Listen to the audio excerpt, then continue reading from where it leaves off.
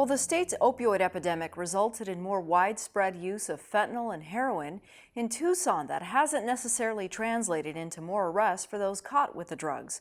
In 2018, the department decided to try something new. Instead of taking people to jail, officers and behavioral health specialists talk them into treatment. In a return to our special reporting series, Arizona Addicted, we got a first-hand look at this approach. He's with another male. In two unmarked police cruisers, something in their life happened that led them down this path. Arizona 360 hit the road with Tucson Police Department's Substance Use Resource Team, led by Sergeant Eric Ostropka. It used to break my heart that, this was the only option, is to take this person to jail. On our way to what the department considers a hotspot for drug-related activity. So we're going to be heading over to a tunnel, like a drainage wash, to see how officers implement the department's deflection program. Sometimes it's a good place for us to meet some new faces and really get out the information about the program, as well as getting naloxone into more people's hands. TPD enacted the program in the summer of 2018.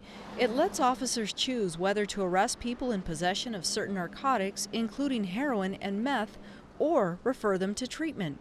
The logic being that at a time when opioid-related overdoses were on the rise, sending people to jail didn't necessarily stop them from continuing to misuse drugs once they were free. Would we be arresting people who had diabetes and telling them, just stop eating sugar? like that's kind of, I know that's kind of a real, might be hard for some people to understand, but it's not too far off. However, only adults are eligible, as long as they're not wanted for a violent crime or domestic violence. Since the program began, officers have completed more than 1,100 deflections.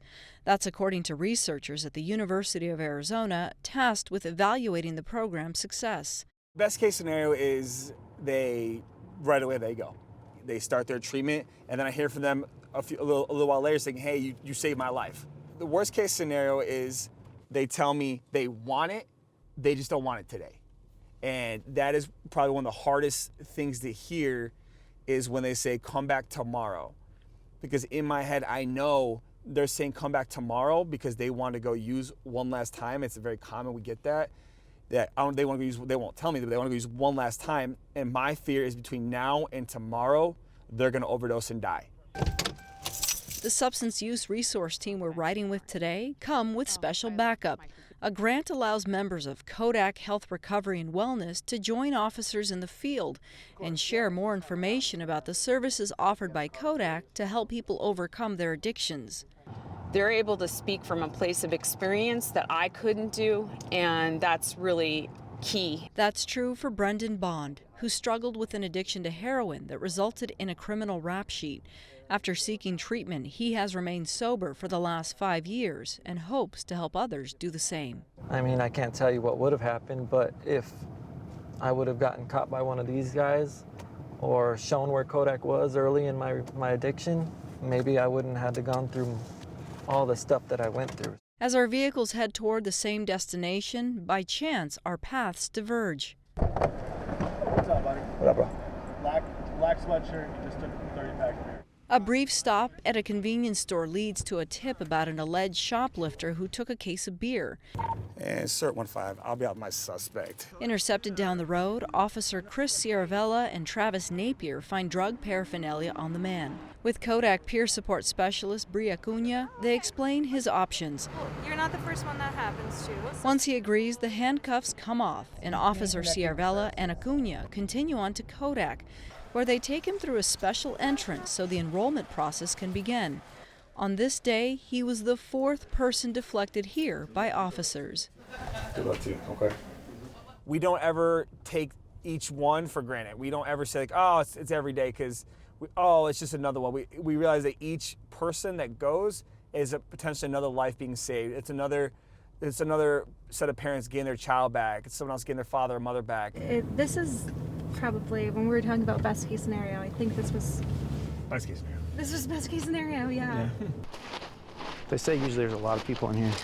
At the tunnels, officers entered with flashlights. Hello, Tucson Police, anybody home? And quickly came upon a horde of items, makeshift rooms, and a man and woman. Technically, you're trespassing, okay? Okay. That's not our primary concern today, okay? So as long as you're cool with me, I'm not planning on taking you to jail. In the open air, peer support specialists and officers begin a similar dialogue as before, but this time with different results. I'd just rather not waste my time or your guys, or his time. I discussed the outcome with Officer Napier and Bond shortly after. I've met him before, and basically the same thing happened. He listens, but he's just not ready to go, or he's scared to go, or he doesn't have confidence in himself. So that's why this time I just tried to encourage him and tell him that he can do it, and try to share a little bit of my story, just so that next time maybe he's like, oh, this is the guy that believes in me, or whatever, you know? Frustrating for you to know that you've seen this face before, you've had this speech? Not really frustrating, just kind of makes me sad, just to see someone where I used to be and they don't have the confidence or the courage to better themselves right now. It's just building rapport, building a relationship, and trying to encourage him for the next time, hopefully, you know, and then teach him harm reduction so that he stays alive for the next time. Travis, we saw the no trespassing inside this tunnel. Why not arrest him? I just think, what's the bigger issue here? I mean, sure, it is against the law, but as a police officer, I have discretion to make certain things, you know. If I cited him and arrested him, what would that do? Probably within a couple of weeks, he would have missed the court and he'd have a warrant. That's not fixing the underlying issue, which is his drug use. That's why he's homeless. That's why, if he's committing any property crimes, I want to try to fix that issue and then help him get into housing and, I guess, better him as a person. You guys are experiencing situations like this every week. Do you ever worry that you're being a little too lenient because they're not coming around? I don't think so. I think it's not a quick fix always like we want, and we have to build relationships with these people for them to trust us enough to go with us. Despite not getting the answer they wanted today, the squad has hope that this approach remains better than the alternative.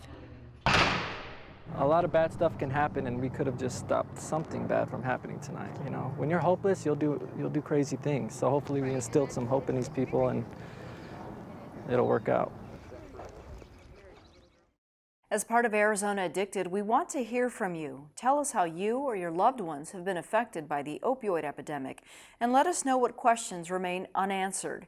You can submit those responses anonymously on azpm.org/ArizonaAddicted, or leave a voicemail at 520-621-5999.